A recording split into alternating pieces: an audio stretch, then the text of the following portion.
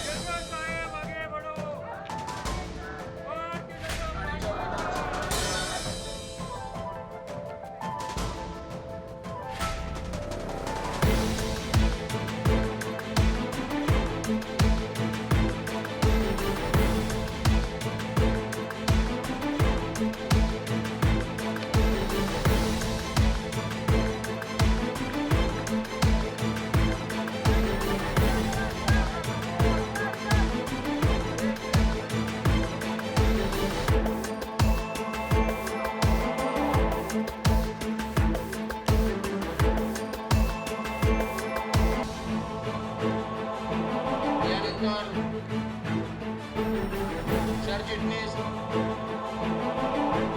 यानंतर मुंब्रा मंडळाचे पालकमंत्री माननीय संजयजी पाटील यांनी यांचं स्वागत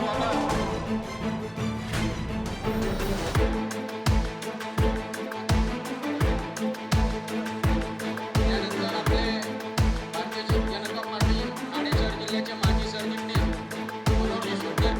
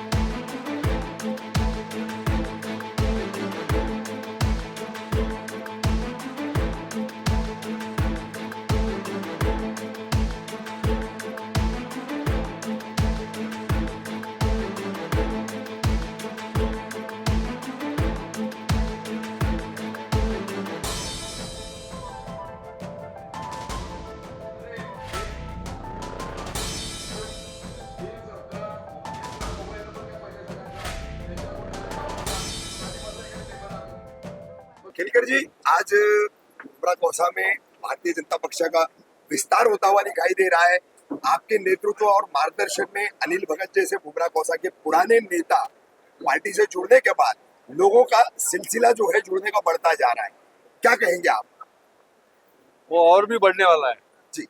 भारतीय जनता पार्टी ये 12 करोड़ के ऊपर अभी भारतीय जनता पार्टी के सदस्य हुए, सबसे बड़ा संगठन। और ये मुमरा क्षेत्र में या दीवा में भी यहाँ पे लोगों की समस्याएं बहुत है। समस्याओं का हल होने के लिए कोई आधार नहीं है और भारतीय जनता पार्टी इसका आधार बन सकती है, ऐसा मुझे लग रहा है। जो यूथ है, महिलाएं हैं, हमारी बहनें हैं, अभी हमारे अनिल भगत जी है तो स्वयं वो अनिल जी के पास गए। अनिल भगत जी ये एक लड़ाकू नेता है, तो इस प्रकार से लोग आते रहेंगे। इसके पहले भी भारतीय जनता पार्टी के यहाँ नगर सेवक भी हुए हैं। अभी और कार्यकर्ता और आम लोगों में से भारतीय जनता पार्टी में आ रहे हैं, ये बहुत महत्व की बात है। अलग अलग पार्टियों से आना अलग है और आम लोगों में से डायरेक्ट पहली बार भारतीय जनता पार्टी में आना, तो इसलिए ये हम स्वागत करते हैं और उनको ताकत देने का काम, उनको पटबल देने का काम, उनकी समस्या हल करने के लिए सहकार देने का काम हम आगे चल के निश्चित करें। केलकर साहब, आपने समस्याओं की बात की। यहाँ के लोगों की काफी समस्याएं हैं। सबसे बड़ी समस्या मौजूदा इस वक्त में जो चल रही, इस समय में जो चल रही है, वो हाईकोर्ट के आदेश पर कई इमारतों को तोड़ने की, और वो भी एक सिर्फ विशिष्ट क्षेत्र में जो है सारे वो निर्माण तोड़े जा रहे हैं, जबकि हाईकोर्ट का आदेश पूरे ढाणे मनपा क्षेत्र के लिए है, लेकिन विशिष्ट क्षेत्र जो है उसको उसमें टारगेट हो रहा है। तो यहाँ मुमरा कौसा शील विभाग, यहाँ की जनता जो है वो ये चाहती है कि आप एक बहुत ही कार्यक्षम नेतृत्व है ठाणे के, तो देवा भाव से यहाँ की आवाम की ये जो समस्या है उसको हल कराने के लिए हाईकोर्ट को कहीं ना कहीं इस मामले में शांत कराने के लिए क्या भूमिका निभाएंगे, इस पर सबकी नजरें लगी हुई है सर। नहीं, ऐसा है, ये कोर्ट के मामले में तो कोई वक्तव्य मैंने करना ये उचित नहीं है। जब हम संविधान को मानते हैं, कॉन्स्टिट्यूशन को मानते हैं, तो कोर्ट कई कोई बातें करता है तो कोर्ट के बारे में नहीं हम बोल सकते हैं। मगर अभी जिन इमारतियों के लिए कोर्ट में लोग गए थे पिटीशन लेके, उसके ऊपर ये निर्णय दिया गया। वो निर्णय देने के बाद में भी और भी एक गंभीर निर्णय दिया गया, क्योंकि महापालिका के अधिकारी जो है ये अपने कर्तव्य में कम पड़े, इसलिए कोर्ट में जाना पड़ता है लोगों को। तो अन्य क्षेत्र में भी ऐसा गलतफहमी नहीं होना चाहिए। अलग अन्य क्षेत्र में भी जो अवैध इस प्रकार से बांधकाम में हुए हैं, जो उनके लिस्ट में है, उसके ऊपर भी कोर्ट ने कार्रवाई करने के लिए बताया गया है। मैं तो विधिमंडल में और विधिमंडल के बाहर हमेशा जी बोला है आपने सर, अवैध, अनधिकृत, अनैतिक, जो अनियमित जो चीजें हैं उसके बारे में मैं हमेशा आवाज सिर्फ विधिमंडल में नहीं, वो विधिमंडल के बाहर भी उठाते रहता हूँ। लेकिन महापालिका में भी कुछ गफलत है, कुछ ऐसा एक ये बन गया है टोला, जो टोला जो है गैंग, वो टोला इसको बढ़ावा देने की कोशिश करता है। आखिर में लोगों का ही नुकसान है। देखो, अभी लकी कंपाउंड आज भी मेरे सामने दिखता है कि किस प्रकार से उनकी हालत हो गई, किस प्रकार से लोगों का निधन हुआ। तो इसीलिए प्रशासन ने भी बहुत सावधानता से और सुरक्षितता के लिए काम करना चाहिए। और अन्य जगह पे भी कार्रवाई शुरू है, लेकिन यहाँ की जो है वो मुद्दा लेके ही पिटीशन था, इसलिए कार्रवाई हुई होगी।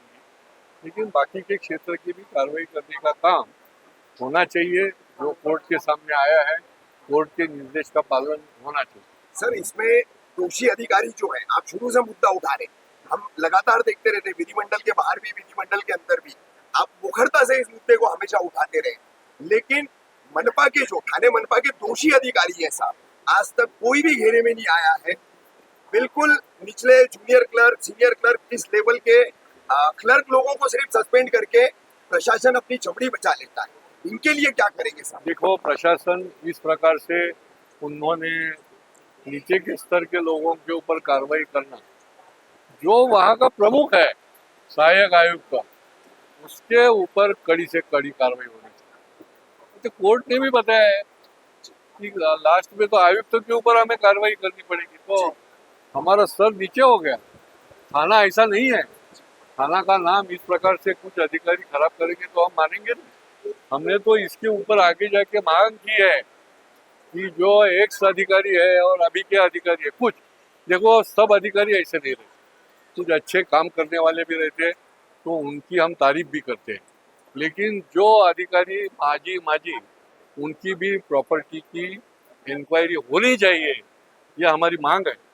हर साल में उन्होंने उनकी प्रॉपर्टी का डिक्लेरेशन देना पड़ता है। देखो, अभी वसई विरार के जो मनपा के थे, तो उनको तो ईडी लग गया, अभी वो अंदर चले गए, तो यहाँ भी कुछ ना कुछ रहेंगे ना। तो हमारी हमेशा ये मांग है कि ये भी कार्रवाई जो है वो होनी चाहिए। सर, अंत में अनिल भगत और सुजीत गुप्ता आपके पार्टी के हैं, काफी प्रयास कर रहे हैं।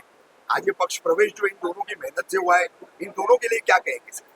नहीं, ये दोनों भी लड़ाकू है और विश्व हिंदू में भी काम करते थे, अभी भारतीय जनता पार्टी का काम कर रहे हैं, जब जिम्मेदारी ली है। और इनके पास में एक अनुभव भी है। अनिल को तो परंपरा है, जी, अनिल के पिताजी ने विधायक करके बहुत बड़ा काम, लंबा काम किया है, यहाँ के लोगों का आधार बन के काम किया है, भूमिपुत्रों के लिए काम किया है, बाकी के लोगों के लिए किया है। और अनिल तो पहले से लड़ाकू है, वो लड़ते रहता है, और इसलिए वो लड़ते रहने के लिए वो भाजपा में हमारे साथ आया है। तो मुझे विश्वास है कि यहाँ के सामान्य लोगों का समस्याओं का हल ये पूरी हमारी यहाँ की टीम लेके ये दोनों भी निश्चित रूप से करेंगे। हमारे कुणाल पाटिल भी है, वो भी बहुत साल से ये मंडल का प्रतिनिधित्व करते हैं। पूरी टीम जो है वो आए। देखो, हमारी तांबोली मैडम है नाजिया, उन्होंने तो कम से कम 3,500-4 हजार राखियाँ जो है वो इकट्ठा करके मुख्यमंत्री को दी। तो काम बढ़ रहा है, उनके रूप में और काम बढ़ेगा और हमारी ताकत उनके पीछे रहेगी।